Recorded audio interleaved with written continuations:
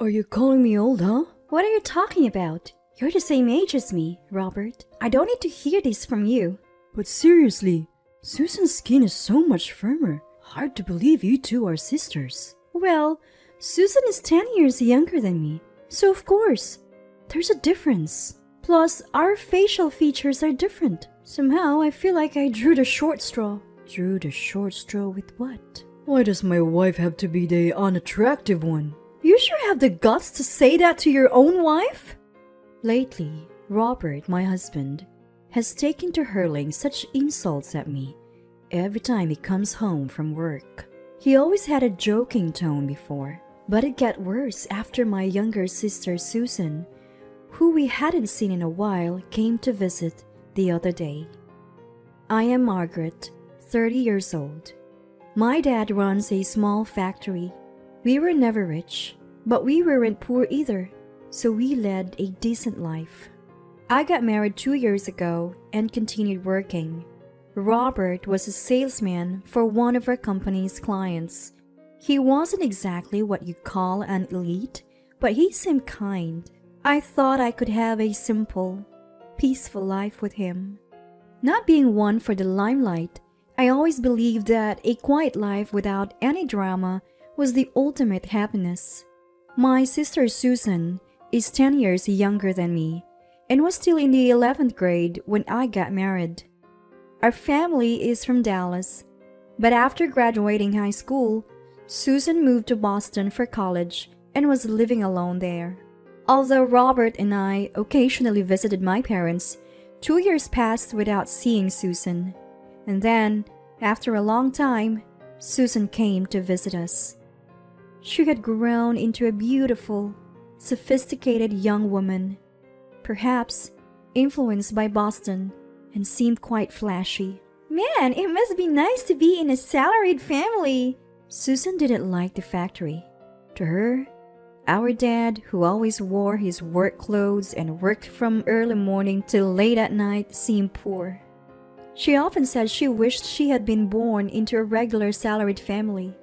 Robert, seeing Susan, completely relaxed and was visibly happy. He never helped with housework, but he went out of his way to take care of Susan, and I couldn't help feeling a bit off about the difference in his attitude toward me. Susan, you become so beautiful. Just like a model. Stop it, Robert. You're teasing me. No, really. You don't look like sisters at all. Well, I've always been told I don't look like Margaret since I was a kid. I guess so. They both agreed, getting carried away in the moment. After that day, Robert's verbal abuse towards me got worse. Every single thing was compared to Susan, which made me feel sick. Plus Susan, who never used to come by, started visiting frequently. Each time, Robert would welcome her warmly, piling chores on me to entertain her. They'd sit on the living room couch, sipping drinks and laughing away. Hey, Margaret! We're running low on drinks. I want something more stylish to drink. Go, buy something, will you? If you want something, go, get it yourself. I'm not your housekeeper. What are you talking about? Susan's a guest. It's our job to entertain her. So go, buy some drinks. And you? Just delighted to do so? It's pathetic. What did you say? Margaret is just jealous because she's ugly. How about it, Robert? Shall we go shopping together? Oh, should we? Susan, you're so kind. And with that, they left and didn't return for 2 or 3 hours. I wondered what they were up to, but I was too busy cleaning up their mess to think too deeply about it. Little did I know, it would lead to such an event. 3 months after Susan started coming over, I came home to find divorce papers with Robert's name on them on the table. We'd never even spoken about divorce before. When I checked the closet, all of Robert's clothes were gone. What's going on? I tried calling Robert, but he didn't answer. Then I got a call from Susan. Yoo-hoo, Margaret. Sorry, I'm a bit tied up right now. Tied up? Like, wondering where Robert has gone? How did you know that? Actually, I'm with Robert right now. Are you talking about my husband, Robert? What do you mean? Well, we've eloped. Huh? For a moment, I didn't understand what she was saying. I really pondered what eloping meant. It was a word I should have known for the longest time. Yet I couldn't grasp it. Elope? What's that? Oh, come on. Elopement is elopement. Forbidden love. You know, Robert and I have run off together on a journey of love. Are you joking? Of course, I'm serious. My husband and sister eloped. It felt like something out of a cheap romance drama. Not something that would happen to me. My life was supposed to pass by ordinarily without much ado. And above all, that's what I had hoped for more than anyone else. Robert is my husband. Susan, you are my sister. You two eloping is impossible. Oh, come on. That's exactly why we eloped. If Robert wasn't your husband, there would be no need for us to run away, right? But you know what they say. The greater the obstacle, the hotter the love burns. You two think you can do this and get away with it? But it can't be helped. We're in love. What about Robert? Is he there? He's not answering my calls. He doesn't want to talk to you anymore. But since I'm your sister, I went out of my way to let you know. Be grateful. With that, Susan hung up the phone. No matter how many times I tried to call back, there was no answer. I immediately contacted our parents and my in-laws to report the situation. Both sets of parents were shocked, thinking this must be some kind of bad joke, just like I did. But in reality, they had meticulously planned to elope. Robert had already quit his job, and Susan had submitted her withdrawal notice to the university.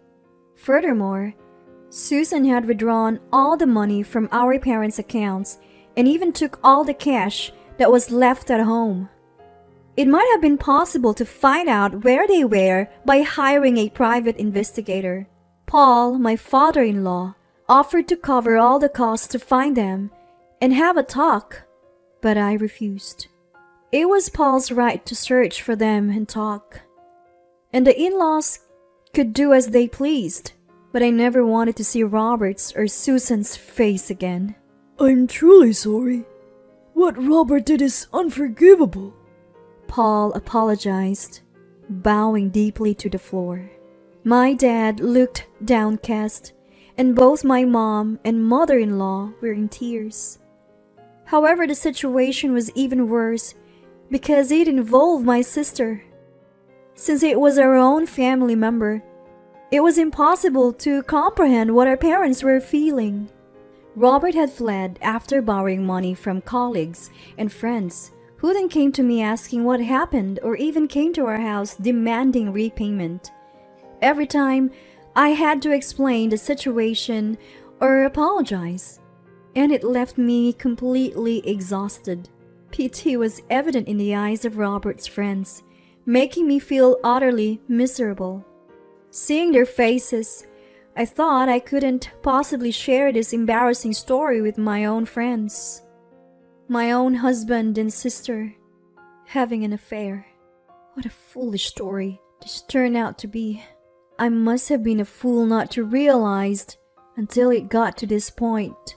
Looking back, there were many signs, yet I never doubted them. It never crossed my mind that people could betray you like this. Not your sister with your husband. Not your husband with your sister. Such tales might be common in the world, but you never expect them to happen to you. While I've told my close friends about the divorce, I still haven't been able to share the painful details. "Did Robert have an affair?" they'd ask. "Well, something like that," I'd respond vaguely. It was much later before I could tell my friends the truth. For a while, I didn't feel like doing anything, and I quit my job and shut myself in, my mental state in shambles. I even thought everyone must be laughing at my disgrace. I went back home, but hearing laughter around me made me stay in my room with my ears covered for days. Eventually, both Robert's parents and mine cut ties with the couple and stopped all communication with them. As time passed, it slowly started to heal my heart. It took a year before I could look people in the eye again, but gradually I grew tired of causing worry and wearing a gloomy face. Despite doing nothing wrong, I couldn't help but feel the weight of others' gazes on me. While I was wasting my time aimlessly, those two were out there, probably living it up, and it finally struck me how silly I was being. I have every right to enjoy my life too.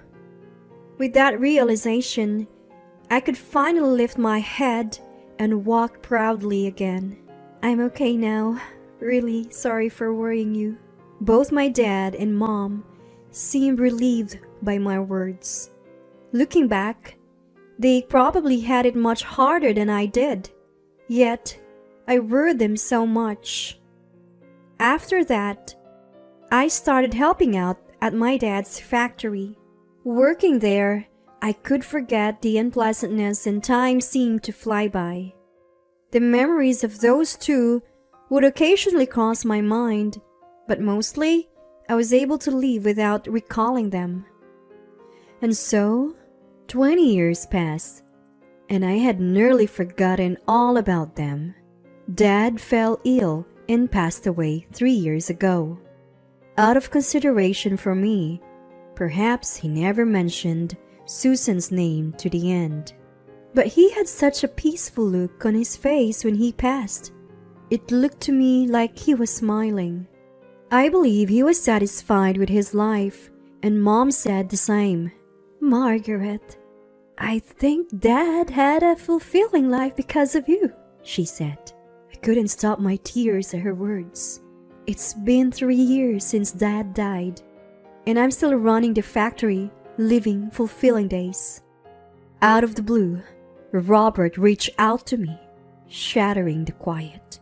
It had been so long. For a moment I didn't recognize who it was. It's me. Have you forgotten? It's Robert. Robert, you mean? Yes, your ex-husband, Robert. What do you want after all this time? I just had some good news and thought I should let you know. I really don't need to hear it. Don't be mad. It's not bad news for you. Me and Susan's kid got into college. You, on the other hand, seem to be living the same lonely life. I wondered why he would contact me, and then I thought, it must be something trivial. Did he expect me to feel regret or envy upon hearing his news? Perhaps Susan told him to reach out to me. I could almost see Susan's face gleeful at that thought. Why do you think my life is lonely? Come on, you're still single, right? Susan told me. She said you're the type to brood over things, that you'd never accept the reality of her taking your husband. You must have been holed up all this time. Typical Susan. She seemed to know me well. But people change over 20 years, and I'm no longer who I was back then. I am married with 2 kids. What? After 20 years of no contact, it's odd that he would assume I'm still single. Maybe he thought I was still carrying a torch for Robert. Now that would be a joke. Your partner must be some poor guy, right? Your dad was just a worker at a small factory. Dad passed away 3 years ago. Huh? I thought about informing Susan, but I didn't know where she was. Mom said there was no need to go out of our way to tell her, so we didn't contact her. So the old man's dead? Does that mean the factory closed down too? That's a shame. You don't know anything, do you? Don't you read the economic magazines? What are you talking about?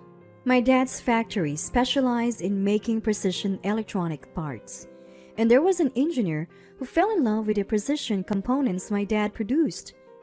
This engineer frequently visited my dad and offered to support his company.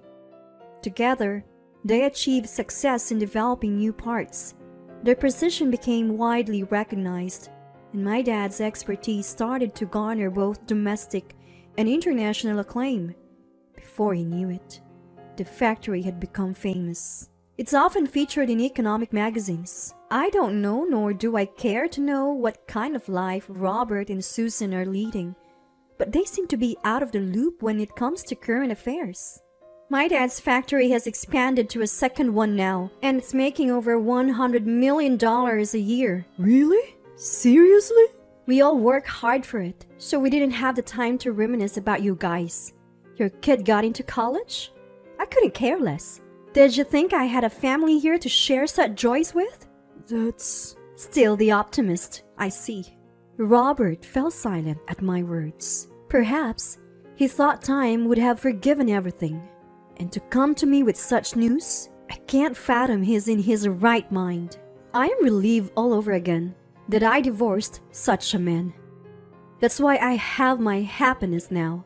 So you just said your father's factory is making $100 million a year?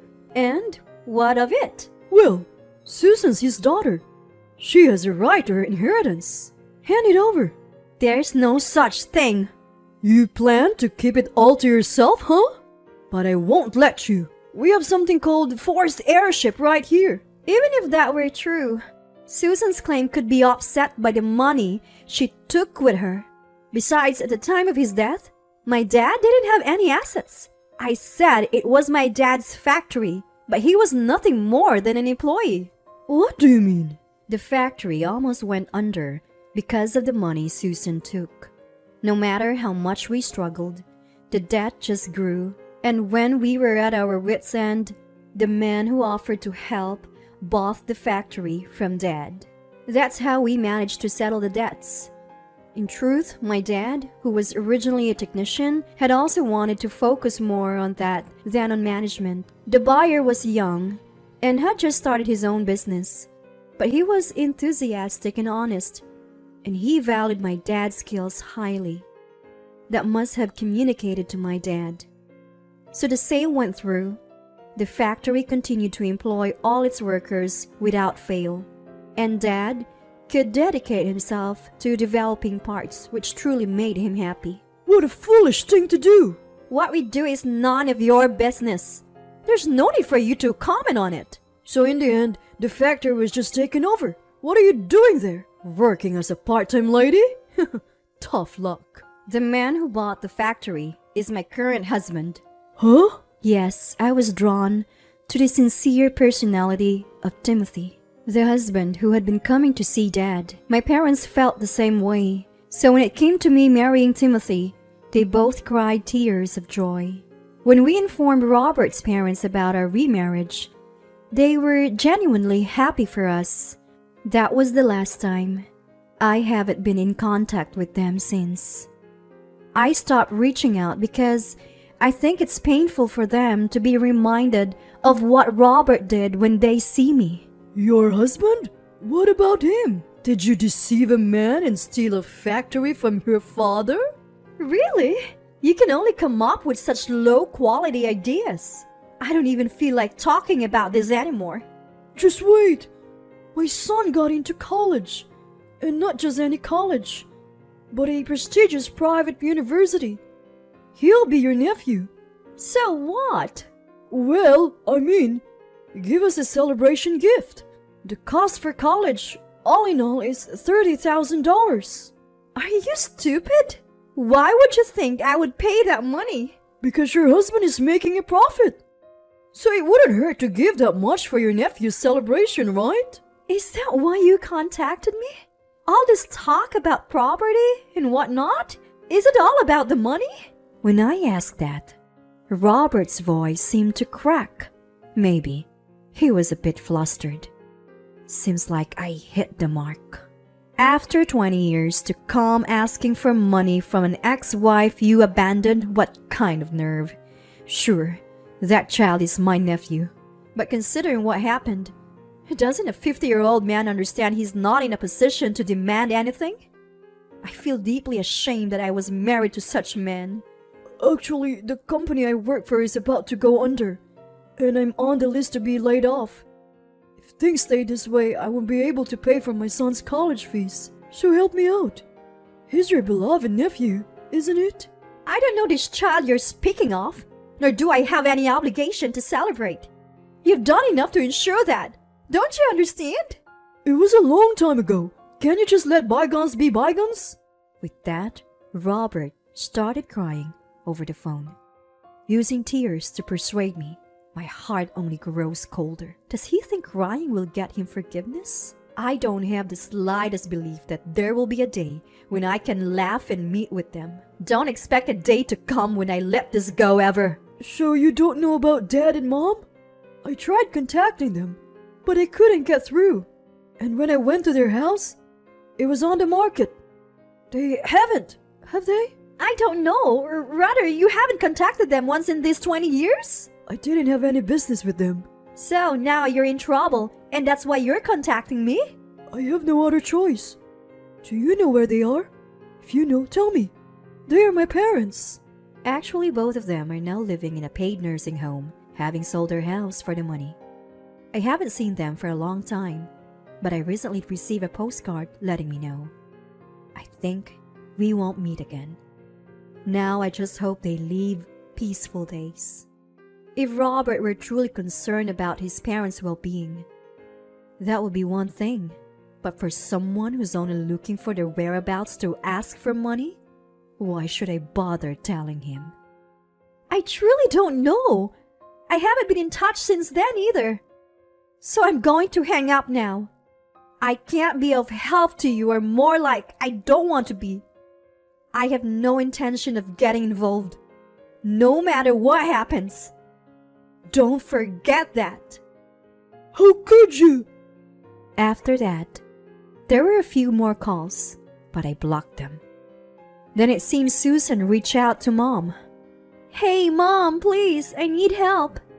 Robert said he'd managed to cover college costs by asking relatives, but he got turned down and, well... During that conversation, when their son pressed them on why relatives had refused to help, it seems Susan and her husband finally told their son about the circumstances of their marriage. That's when their son blew up, yelling, That's the lowest of the low. I'm ashamed to have you as parents. This is the worst. And he left the house.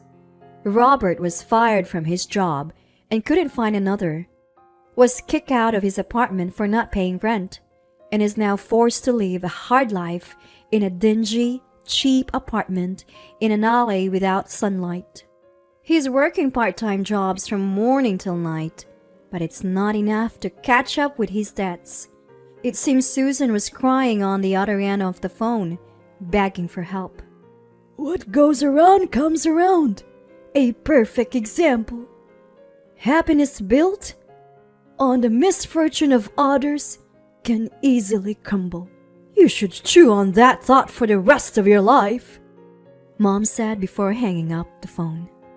We haven't heard from them since, so I don't know and don't want to know where they are or what they're doing. I just want to keep working hard and honestly, protecting my family and the technology left behind by Dad's factory. I am supported by my family smile. I'm truly happy every day.